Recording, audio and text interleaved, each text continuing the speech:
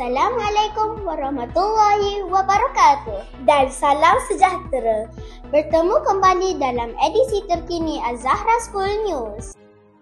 2 juara, 3 naik juara dan 1 tempat ketiga. Itu pencapaian membanggakan Az-Zahra School dalam pertandingan kemahiran amal Islami Kamil 2025 peringkat Zon Kajang yang berlangsung baru-baru ini.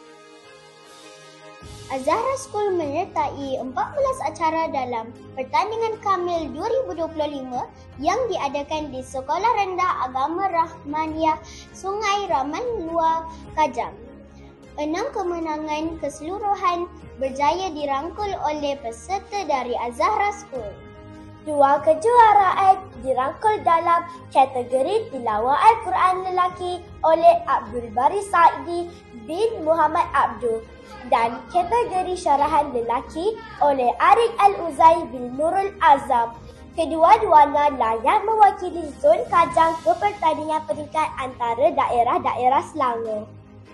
3 gelaran naib juara pula diraih dalam tilawah Al-Quran perempuan oleh Adni Hakim binti Muhammad Zul Syuhada, hafazan terjemahan perempuan oleh Nik Nur Syafia binti Nik Muhammad Nabil dan khutbah Jumaat oleh Amar Faris bin Salahuddin.